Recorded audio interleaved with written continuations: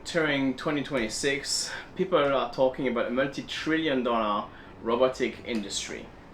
We went from the agentic AI to now talk about physical AI. We went from having multi-billion-dollar companies to now trillion-dollar companies that are slowly, apparently, absorbing the workforce and replacing it. So I wanted to really get to understand what is going on here from my background as an investor, like what is really going on. So we had the chance to bring some of the most elite entrepreneurs of Silicon Valley, building robots and backed by people like NVIDIA or Sam Altman and others to shape really the industry on that stage. So we have the chance to have the founder of Foundation, one of the humanoid robots company here in the United States, to share with us his perspective on this new market. But we also wanted to have some of the people in the space of circularity and those LPs who are actually really thinking on the long term and make that conversation, that tension between each other. So we had the chance to have on this panel Leonardo DiCaprio's GP, yes, and seeing how he thinks of that revolution across physical AI, but also keeping in mind climate and circularity. And we have a few other people, for example, one of the guy that I respect the most in the room, probably on that day, he invented the term Cleantech, yes. And he went from inventing the term Cleantech, Nicholas Parker's, to now creating a new category called Clean AI. And I think when we talk about data centers, when we talk about this new AI revolution, well, this is a big topic, which is sustainability and pollution that are emitted from consuming all that energy and all that water. And so making AI clean is a big topic for us during this episode of The Quiet Renaissance. I hope you will enjoy this episode framed around physical AI and climate resilience. All right, everyone, please join me on stage.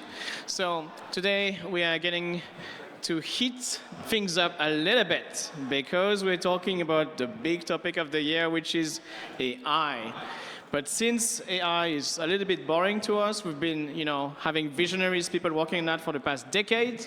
We spice things up a little bit more by focusing on physical AI, robotics, and how does that ties us back to what we call climate resilience.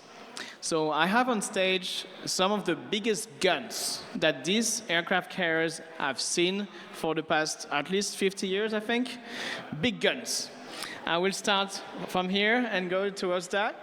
So firstly, we have SANKAET here, who started Foundation. It's one of the companies that I've seen in Fox News, and you guys are all over, really, building the future of industrial robotics. And I'm starting with you, because industrial robotics is really what we're talking about right now. With Artemis, we're building a base on the moon, and right now we cannot have people building that base. It's gonna be robots. It's gonna be industrial robots.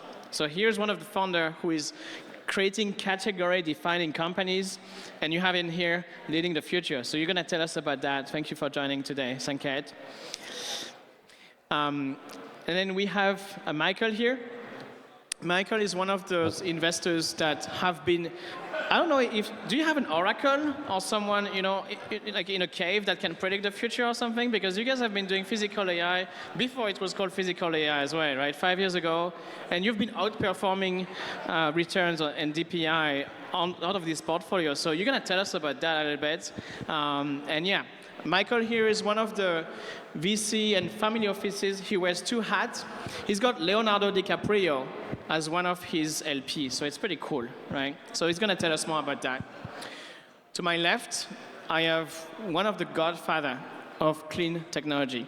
Nick Parker here have coined Cleantech 20 years ago. He was part of the first IPO in the NASDAQ of solar tech companies, and he's seen it all. He's seen the market cycles a few times. He's been investing in hundreds of companies and led the Cleantech group, which have all the Cleantech conferences around the world. I'm sure some of you have attended that. And it's an honor to have you, Nick, here. Thank you for joining and flying in today. And we have Jessie. Jessie is one of these rock stars. We came across each other in Hong Kong when I used to be doing my baby startup back then. I was 22 years old, working very hard. Yeah, back in the days. And Jessie was all over TechCrunch and Forbes, and I was a bit jealous, you know. So she didn't even get me on a meeting. But then I came to New York, and now we hang out, and she's been a pearl. She's amazing. She's been so helpful, helping us on so many levels, and she's now leading a very interesting company, redefining the future of physical AI with a little bit of cleaner energy. Think of all these data centers consuming a lot of water, a lot of electricity. How do we do that with a little bit more sustainability into it? And Provocative is one of these companies leading that, and that's why with one of my fund investments called ERA, we've invested into Provocative. Not doing any advertising here, but great company. She's going to tell us more about this. And then lastly, we have Ben here. So Ben is one of these guys. He's not only handsome, he's really bright and extremely intelligent, building over this new thesis for his new fund, Cartography VC, which he's going to tell us about. And he's already got a very strong portfolio of frontier companies and vital technology companies that he's been backing up. And so, yeah, I think this panel could be one of the most spicy one. Just tell me how you guys want to run it. And we're going to start by having you, Michael, finally telling us, you know, where do you hide those people, those oracles to predict the future? Thank you so much for having me. This is an amazing venue and incredible people on this panel. So excited about this concept of physical AI. It really was a bit of a dream that we had when we launched our fund to focus on supply chain, in particular consumer industries, because they have this huge impact on our planet. And we did that and been thinking about the sensors, the cameras, the robotics that we could place in that chain to make for more efficiencies. A company that we invested in about almost 4 years ago called Gray Parrot is a really exciting example of that. So these are cameras that go in recycling centers, and when items go by, we identify what the object is, and we tell the robots what to pick up to make more efficiency, to make more money for the plant. So we do Republic Services and Waste Management and many of the top waste firms.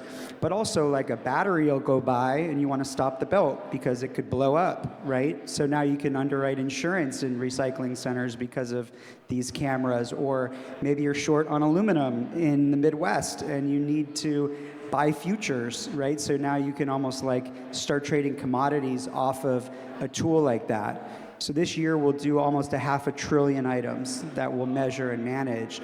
And it's an example of putting these cameras, these sensors, these robotics into value chains to create real value with partners. And so we have, you know, a number of exciting companies doing this, but I'm excited to hear from others as well and how they're using these tools in real world applications.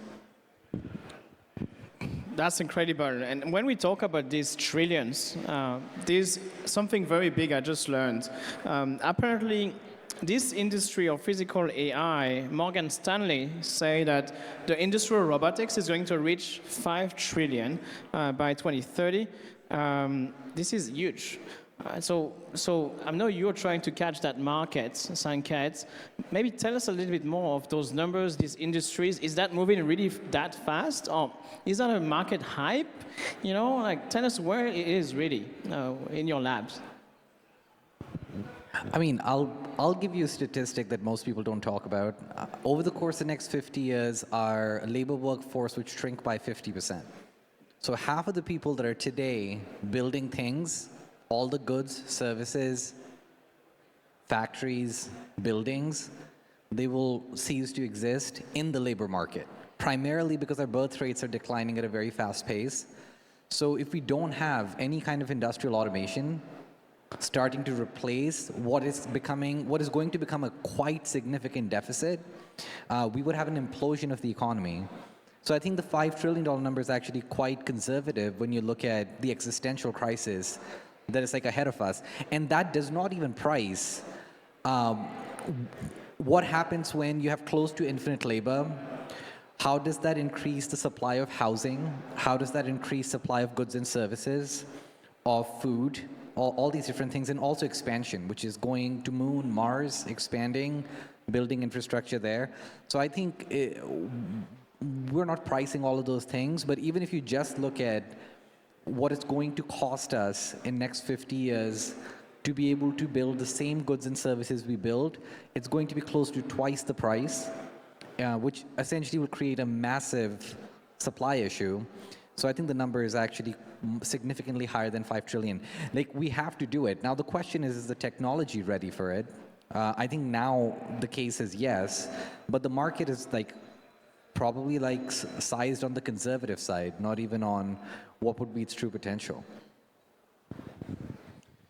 And yesterday I was just learning that actually we are building a moon base for real.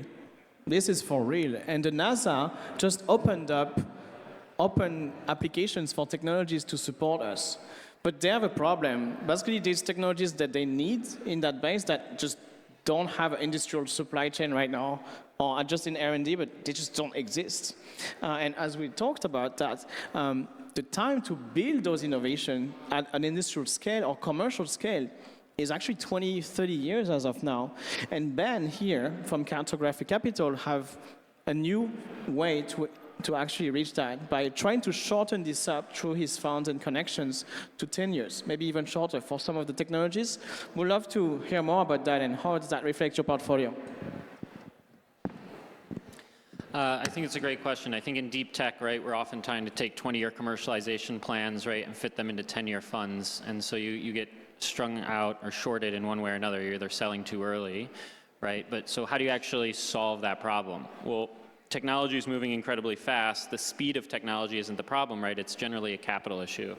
So when we started Cartography Capital, what we said was, how do we solve this valley of death for climate startups somewhere between seed, right, and Series A, where you need to build a pilot facility and show your path towards commercialization, but it's really hard to go to somebody and say, hey, give me $5 million to go build a facility or repurpose a facility. It might not work, right? That risk reward will never work for a pension or an endowment, and so, or an angel investor, right? Many of the sophisticated folks sitting in the audience today. So what we did was we said, well, what if we could tie the risk reward to some future, right, payout? And so what we said was, we will go out and finance your first of a kind facility, but in exchange for doing that for you as a founder, what we want is we want fractional ownership over every asset that you build from here on out. And so our goal is to take fractional ownership over global infrastructure by having an equity fund on one side where we can take a 10-year long horizon, and then building out custom bespoke vehicles both on the fund or the SPV side for our LP base, where they can get access to asset financing, project financing, and other types of financing that accelerate equity growth on one side, but we design that very specifically on a per portfolio company basis in a way that it can solve liquidity for our LPs without using secondaries or doing anything else. I'd love to add to that. So at Provocative, we build AI data centers, a physical infrastructure that we were talking about, but we actually replaced the HVAC system with what is now called a direct air capture. So we capture the carbon dioxide there using the airflow on the back of the GPUs. But when you're a very young company, how do you finance an entire AI data center, right? GPUs coming from NVIDIA, very, very expensive. Who's going to lend to that? And do I want to use venture, I'm a venture capitalist, do you want to use venture capital, the highest cost of capital out there, to fund that? And the answer was no. And so because we didn't have people like Ben at the time, we had to basically raise our own private venture capital, private credit fund to finance a lot of those GPUs. So we had a lot of my LPs that are family offices, angel investors, some of our employees come together, pool that money in a non-recourse GPU. It's asset-backed. It's actually an appreciating asset, even though we depreciate it for accounting purposes. And it's like, okay, you can invest in GPUs, or in your case, like real estate, factories, reactors, things like that. And so therefore, we're bringing down the cost of capital, the cost of debt, for a very practical reason, which is to be able to accelerate the growth of these climate tech companies. We happen to have to build it for ourselves, but I'm really, really glad that there are a lot more options that are out there for other companies in the portfolio, because that's that missing middle. A lot of us are venture investors up here. That's that missing middle that we need for anything that has a hardware component. We can't keep treating it like it's a SaaS company. And to continue on that direction, I think there's Nicolas sharing during the prep call that we have $100 billion of tracked capital going to AI and this new physical AI just for the past few months, right? That's a tsunami. It's a tsunami of capital, but that also means that we're gonna double or triple the required grid energy to be able to feed on these data centers. So you guys at Clean AI are grouping all these people that are actually bridging that gap, right? So if you can tell us about that. As my Indigenous friends in Canada would say, it's great to be with all my relations in this room right now.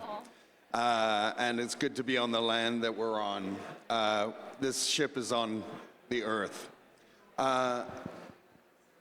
When we first started this idea of clean AI, which was solutions, business solutions for the clean economy transition that are enabled or differentiated by the use of AI and related technologies, ML, IoT, we were initially focused on decarbonization, thank you.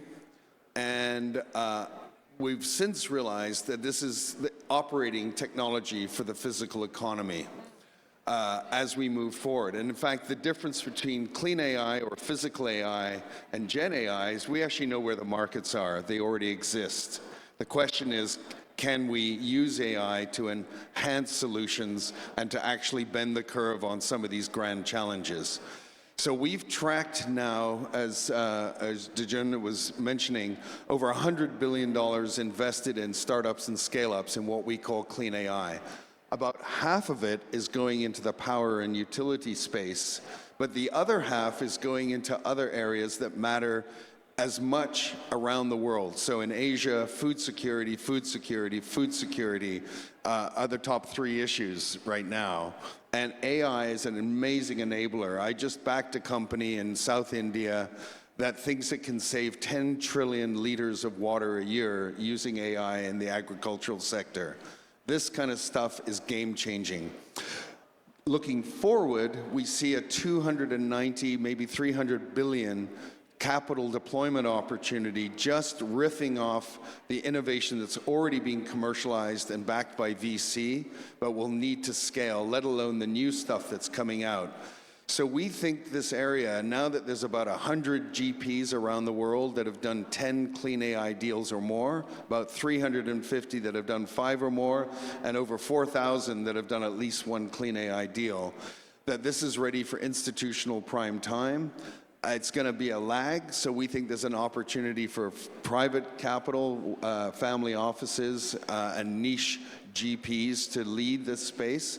But we think it's hugely exciting, and we're not scraping the internet, and it's a different game that's being played. So there's so much more to share about that, but I'll leave this to others on the stage to take it forward. Where's Dejun?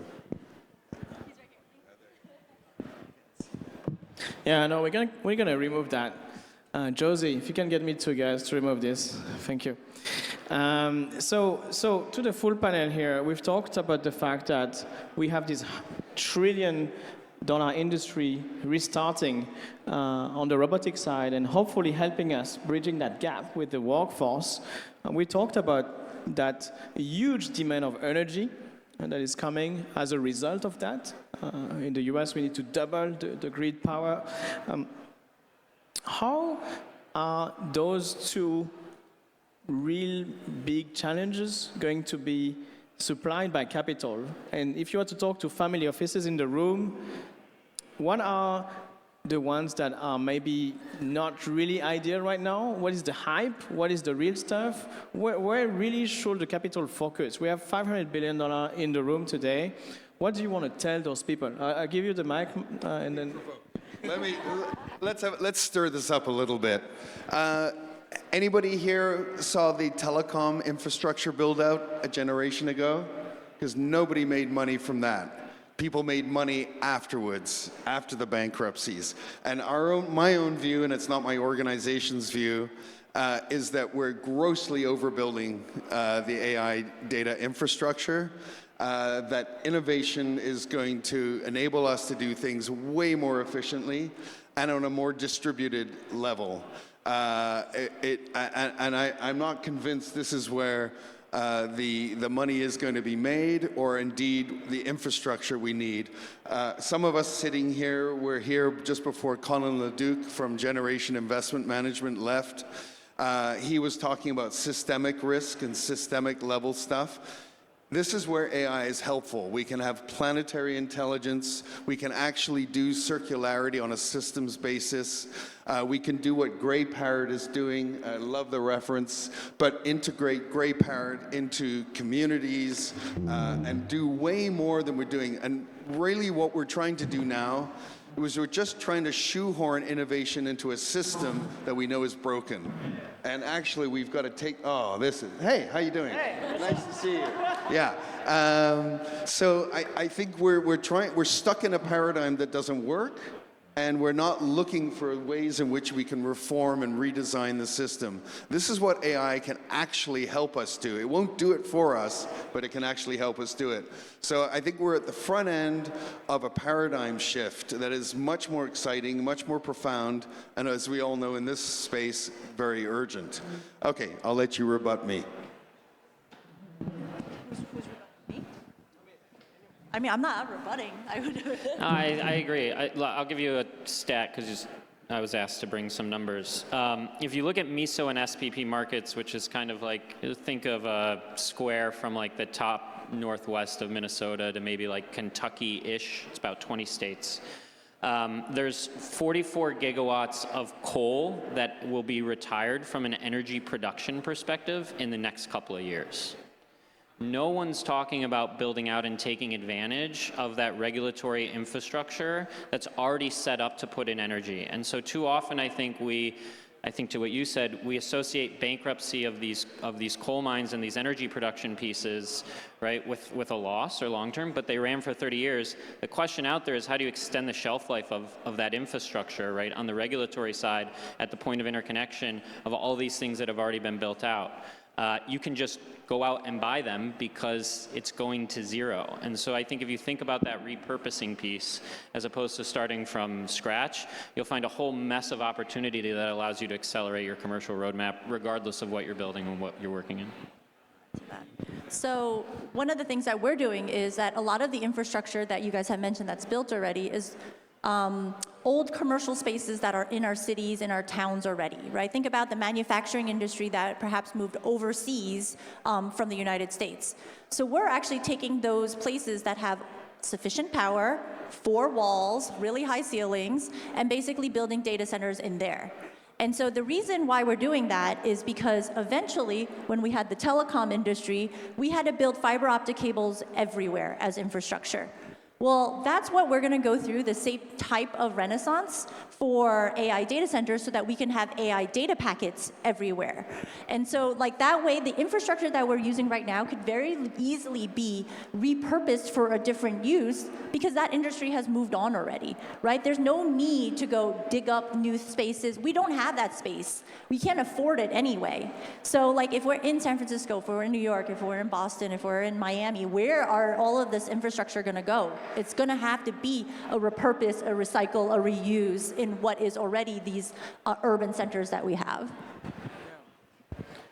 And bumping back into this, I think this is the point, right? Do we have space really to build more data center on Earth, or is it going to be in suborbital space with Terrafab, for example? And so going back to you guys, you're the oracle, you know the future already, right?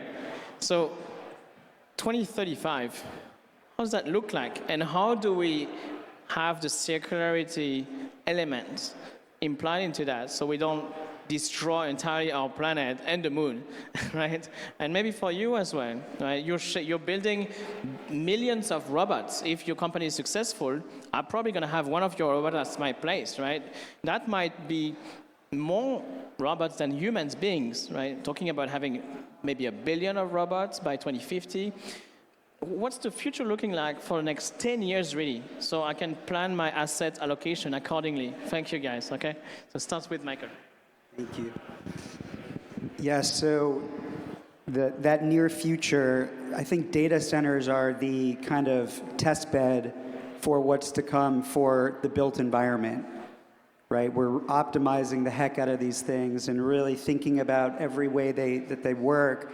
But there's families in here, myself included, who own buildings that operate as part of the global supply chain. It might be, factories, it might be logistics centers, 3PLs, and that's back to your earlier question where I think this room can participate for the first time in AI, and that's what's exciting about physical AI. This isn't just investing in Anthropic. This is like you own businesses that can be greatly advanced and be much more efficient.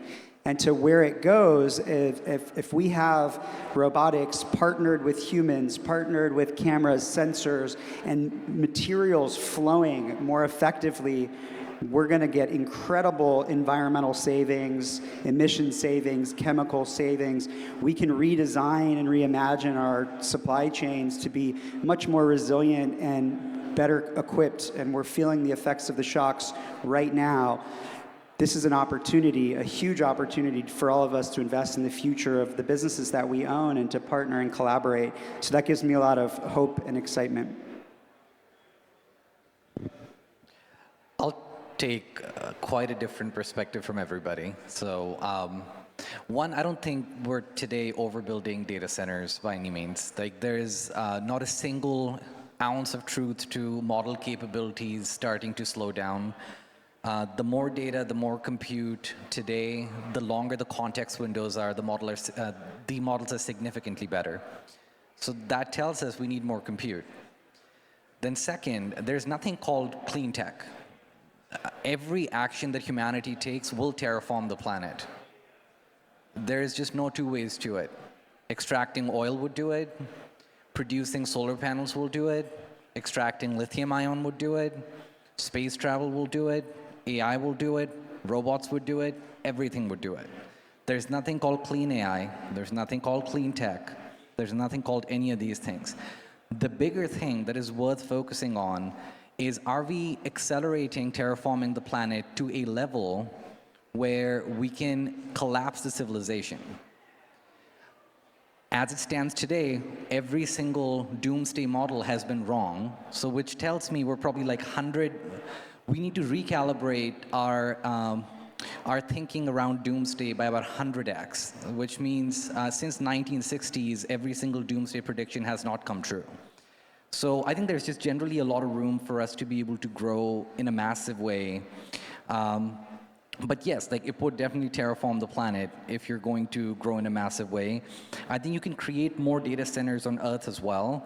The issue is, if you create data centers in space, you're trying to solve some very hard engineering challenges, but if you build more data centers on Earth, you're trying to solve more regulatory challenges.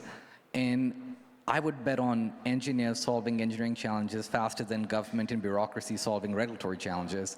So for that reason, I think like long space and a lot of infrastructure being in space makes sense. There's obviously natural benefits to cooling and natural benefits to being able to always have sunlight, which is great. And I think like what's going to happen with humanoids and robots generally is, I think you will have significantly more amounts of robots than you would have people. But that's not a bad thing. Like that essentially means everyone at their house will have few robots, and then on top of that, we need a lot of robots for logistics, manufacturing. And again, all of those actions will terraform the planet. That would happen, but you can still do it at quite a sustainable pace. And as far as you can see today, I don't think we're overbuilding data centers. Do we run the risk of overbuilding data centers? Maybe. But as it stands today, if you would go and ask any AI company, they will tell you more data and more compute will make their models more capable, not less. Wow, that seems a lot of work that we have to get done next 10 years, guys. Last month, I was a bit, having my existential crisis. I'm not sure, am I doing something useful or useless? But you guys make me feel like, Jesus Christ, we have too much work to get to ask that question. Jesus Christ, I mean, this is scary and exciting at the same time. Billions of robots needs to be built. We need to terraform the planet, but not too much, at a sustainable pace, with energy we don't have. I got excited. Now I know what to do. So thanks for joining, guys, and thanks for telling us, how the next 10 years look like on your perspective. I feel much clearer. And yeah, there's a lot of work here, guys. So please go talk to these people, right? Go find these guys, and also make sure that they terraform the planet on a way that my kids could actually exist, okay? I count on you guys. Thank you for today. Thank you. Okay, we're gonna get to the next panel now. Thank you. High five. Good one. Thank you.